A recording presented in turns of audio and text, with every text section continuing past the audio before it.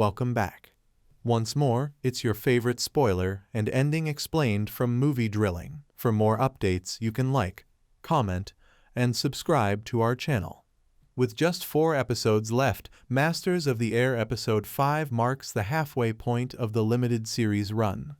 This week's episode of the show, which appropriately provides massive spectacle, heartbreaking loss, and more unresolved anguish, marks a seismic tipping point. Despite the overall gloom of the show, there is a brief but heartfelt moment at the beginning when Crosby returns to base unscathed after his ordeal from last week. The revelation that Crosby's fellow navigator, Bubbles, sent a letter to Crow's wife concerning Crow's death is even more disturbing than the depressing scene when Crow and his crewmates return to find replacements already in their beds. Fortunately, it was not sent. However, unlike Crosby, who has made a remarkable comeback, Clevin has not. The absence of something defines this episode. The episode opens with Egan, who is typically a part of a duo act with Clevin, lamenting his friends passing alone. Later, when Crow is promoted, he cuts a lonely figure as he eats by himself, while waiting for the men, his pals, to return. However, the majority of the episode is devoted to the gory display of aerial battle as the troops embark on yet another mission that defies death. As the squadron is being driven to their planes, the beat of the music becomes like a ticking clock. It is obvious that something spectacular is about to go horribly wrong. This is not an episode for people who are afraid of heights, but the VFX when the troops take off is still really good. It includes a disorienting image of a glass gun turret that faces directly down at the ground before the flak causes the plane to tremble. Egan's aircraft is the exclusive focus of the opening part of the battle, which effectively reduces the breadth of what could otherwise be an overpowering action scenario.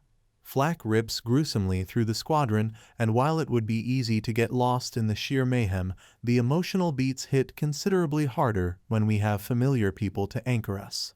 It's a goosebumps-inducing moment when Blake Neely's soundtrack lurches to the nightmare as German planes fill the sky and the scenario shifts from dreary to utterly awful.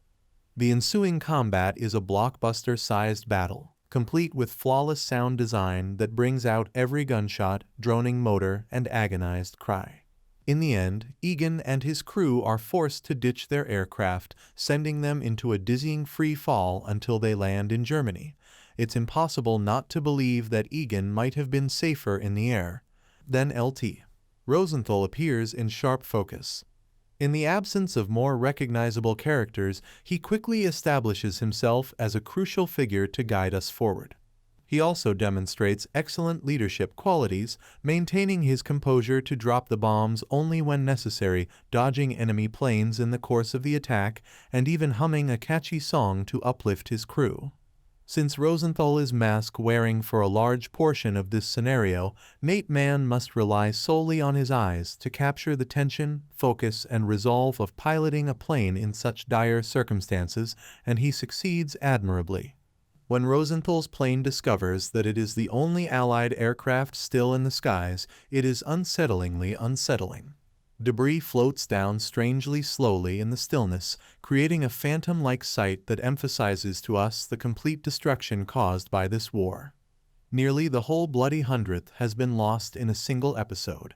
It's incredible, and the only thing that could have increased the effect of the sequence would have been to have given us more opportunity to get to know the men who have been lost, as opposed to just the few main people the show has so far concentrated on. As the show comes to a close, Crow is seen grieving silently while reading the eulogy Bubbles prepared for him while alone in the frame. Seeing Crow try to mourn in private while people around him labor to take the fallen flyer's personal items away is quite moving. It's also in contrast to Egan, who suppressed his emotions throughout the entire episode, despite the fact that it was clear that doing so would just make him more likely to collapse. Following Crow's exit from the frame, the camera lingers on that vacant bed as well as all the other empty beds around, emphasizing the episode's losses in a subdued manner. It's obvious that the bloody 100th will never be the same, regardless of what happens to them next.